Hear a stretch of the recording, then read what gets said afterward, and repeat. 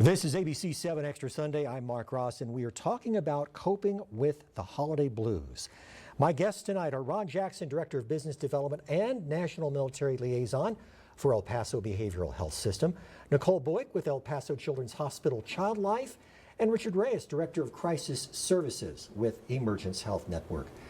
You know, Nicole, I cannot imagine what it would be like to be a child in the hospital at the holidays. That has to be not only a stressful time for the child, but for their parents as well. How do you help the patients at El Paso Children's Hospital who are not only facing a serious illness, but they're missing out on all types of traditional Christmas memories? Yeah, so we're the only specialty children's hospital in the region, and that means that we are having patients in the hospital for the holidays because we have some pretty sick kids.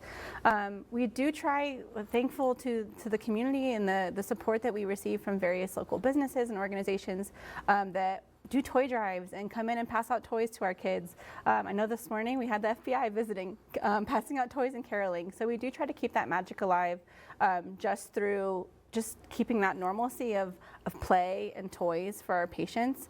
But the flip side of that is making sure our kids and families are coping well with that acute need. So whatever is bringing them to the hospital, whatever is keeping them in the hospital, whether it's a new leukemia diagnosis, a new serious injury that's kind of gonna alter what their life looks like and their physical abilities. We have new kids coming in. It's really challenging this time of year, newly diagnosed with type 1 diabetes. You know, that really changes around Halloween with all the candy and Thanksgiving and all these wonderful foods and snacks around this time of year.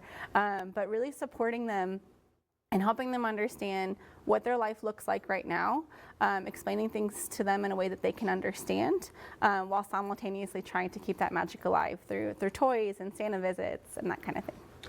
Ron, what are some of the ways that El Paso Behavioral Health System works with soldiers to help them cope and get through the holidays? Well, so in our hospital, we have hospital engagement. So just like we have a patient support program in El Paso Behavioral Health Systems, and what that patient support program do is we actually recognize those veterans that actually served our country, and we still keep up with some of the military traditions. So in the military, we provide a dinner for all the soldiers active duty, and so we do that in our hospital as well.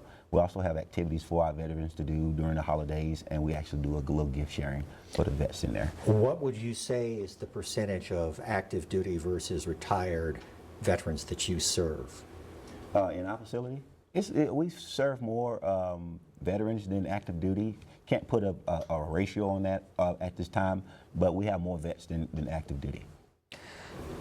Richard, talk about what Emergence Health Network does for not only children, but adults that you work with. Well, Emergence Health Network has a variety of areas that we work with. We work with El Paso Behavioral Health, we work with facilities here in the area, we work with El Paso Children's. We also have our walk-in clinic at 1601 East Yandell Street. We also have our 988, which if you are in crisis or if you need to talk to somebody, you can call 988 and we'll have somebody who can answer the phone 24/7.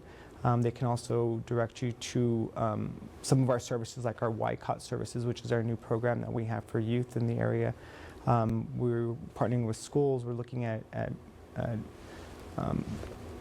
different things that we can do in the community to help individuals who either can walk in or we can meet them at wherever their location is. So I think that by being able to offer those services to individuals who are in crisis, that's what we're there for. All right. I'd like to wrap this up tonight and have each of you share a couple of tips with ways to be mindful and be in the moment of remembering why this time of year is special. Richard, let's start with you. I think by being in the moment, by just recognizing the family and the people that we're with, that we're around, the blessings that we've been given, that helps us move through some of those times that we may be missing somebody in our lives. Nicole? I think being in the moment for kids and teens is spending time doing an activity or something that they like to do, playing a game with them, creating something like I mentioned earlier. You know, having a parent sit down with their child or their teen and really engage in something that child or that teen enjoys, that's what it's about for them. That's what the kind of support that they need. And Ron? Yeah, being in the moment, I would say just show gratitude, because if you're showing gratitude, you can't be stressed at the same time. So if you show gratitude, it actually will help them with some of the stresses they're actually going through, just being in the moment. If they had a lost loved one or something like that, create new memories. Remember the memories that we have, but create new traditions from this point forward so we can actually honor those that have passed away. Because you can't really look back Right. and dwell on what's happened in the past, right? And that causes it. That actually is where depression came from. And then anxiety comes from the future. And not living in the moment is why you're dealing with both of those two entities right there. Which is why they call it the present. Absolutely. All right. Ron Jackson, Nicole Boyk, Richard Reyes, thank you all very much for being on ABC 7 Extra Sunday, and happy holidays to all of you. Thank you. Thank you. And remember, if you are struggling with your mental health during the holidays, you can reach out to the 988 Suicide and Crisis Lifeline by dialing 988 or texting 988. The service is available 24 hours a day, 7 days a week. Thanks for watching ABC 7 Extra Sunday. I'm Mark Ross. Stay safe, stay strong. I'll see you next week.